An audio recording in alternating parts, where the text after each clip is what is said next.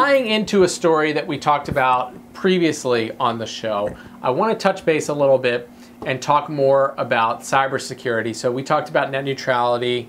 We also talked a little bit about House Republicans just recently passing this bill saying that ISPs, internet service providers, can sell your private information. But I want to talk a little bit more about online security because, believe it or not, in the news of the day when it comes to the issues we talked about, when it comes to Russia, online security is actually becoming very quickly something that you need to know about. It's huge. I mean, it's really important, and it is the subtext behind a lot of the news of the day. So I want to start with this story. We're talking about 4 myths and facts about online security. Maybe a little bit of a life hack here, maybe a little bit of just informing you. So this is the inform part. You know, so our slogan, inform, empower. Myth number 1. Myth number 1. Emails are always secure. Believe it or not, fewer than half, 46% of people said they know that email is not always encrypted. Encryption ensures that only the sender and recipient are able to access emails. Now, although many email providers such as Google and Yahoo encrypt emails, it is not universal. Okay, some companies alert users if communications are unencrypted. For example, Gmail displays warning icons when you send or receive email from an insecure source. If you're concerned, great place to go is create@gmail.com, create a Gmail account, or Yahoo, or another provider that encrypts by default.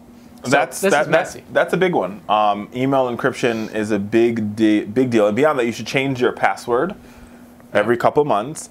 And a lot of times, there's other services that are like, I'm not the tech genius, but there's like a level above encryption. Right, where you can start talking about, like, I mean, you can get deep when it comes to the next level, because there's a situation where, like, both the sender and the recipient both have like a PIN, and they both have to enter their PIN, and then when both so like there's been times, a lot of times, because I do a lot of travel, folks know this, like, and so a lot of times people who book the travel need to get like that personal information from me for credential purposes and whatnot, and we go through another level of encryption. Right, it's called like two-factor authentication, right? And that's another thing that Google does have. And if you have a Google account and you don't have this, I'm going to show it to you because it's actually pretty cool. It's called it's the same, you talk about this verification. It's called the second level verification on your Gmail account when I unlock my phone. All right, so there is an app that you can set up. It's called the Google Authenticator. Here's mine. Ooh, look at that. Don't worry, that current PIN number is only relevant for like 60 seconds. 2 days ago. So basically what happens is now it's going to change. It probably just did. Nope, not yet. It's going to change in a second. Boom, it just changed. Nope, there it is. It's red, and now the number changes. And it changes every 90 seconds. And so if I were to log into my Google account anywhere in the world, for me to actually open the Google account, I have to go into my phone and I have to enter this 6-digit PIN. Right. That Google, even if whether my phone is connected or not connected to the internet, there's a PIN that I enter, and that PIN syncs with my Google account, and that's the only way I'm actually able to log into a new place with my Google account. And then also, if you have an Android phone, you can actually encrypt. My entire phone is encrypted. My Android is. So like security is hashtag security matters. Hashtag security Myth number 2. Myth number 2. Okay, so maybe you've seen, whether you're browsing on Gmail or Firefox or whatever. You're not Gmail, Chrome. Yeah, Chrome. You have the opportunity to create a new window or a Gmail, I think, calls it an incognito window. Or Chrome. Yeah, Chrome calls it an incognito window. So all these things are describing what is private browsing. Now, private browsing is always private. That's a myth. That is not true. Private browsing is not private. Surfing the web in private mode prevents the browser, like Chrome, Firefox, or Safari, from collecting data about your activities. It does not. It does not prevent an internet service provider like Comcast from monitoring your activity. That's a big distinction. So what that means is it's not going to save any files on your computer. You're not going to have a browsing history. No cookies. No cookies. But we said at the same time. But your internet service provider knows exactly what you're doing. And what we now know, it's not private. We talked about this earlier on the show. Yep. Is that these internet service providers have now been given the ability by our government to sell said information to the Russians. The highest bidder.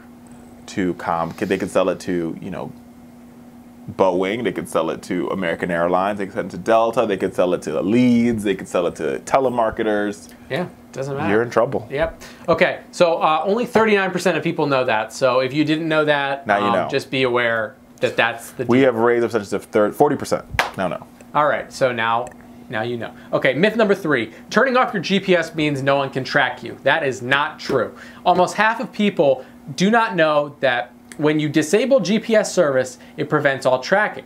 Believe it or not, your phone's built-in location service is only 1 day that data can be collected. So your phone connects to cell towers and Wi-Fi networks, and connection to these technologies allows tracking too. So for example, when your phone and you're walking around, your phone is constantly pinging wireless towers all around you, ping, ping, ping, ping, ping. And what that allows people to do is triangulate into your exact location. Thank you. So even though there is a satellite GPS on Richard Fowler's phone here, if he had it on, that would mean that the satellite is connecting with it and it's telling you my exact location. But that's the only way. You could get it from the pings. And number 4.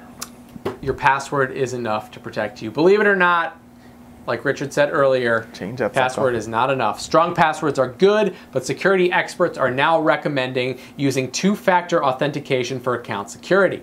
This means you must have a second login, like a security code sent to your phone, as described by Richard Fowler, to sign into accounts. It prevents hackers from getting into your account, even if they know the password. Okay? So here's the real kicker here. Just 10% of adults are aware of one example of two-factor authentication. And the reason that adults generally do know about this is not because they have it for themselves. Increasingly, jobs are requiring employees, when they log into their job account, to use some kind of two-factor authentication. And that could be anything from the two-factor could mean anything, like you log in and then the software or the website sends your phone a text with another number into that number, and that's the 2 steps. Right, and Richard has the Gmail pin thing. There are also employers, Google Authenticator. The Authenticator. Employers will give you a little fob that you put on your keychain, and when you log into your company email or your company, let's say a lot of people can access like their company's intranet remotely. You have to enter like a 10-digit passcode that changes every 60 seconds in order to do that. So listen, it's the wild, wild west out there. You're going to keep hearing more of these stories. Take care of yourself. We'll be back after this.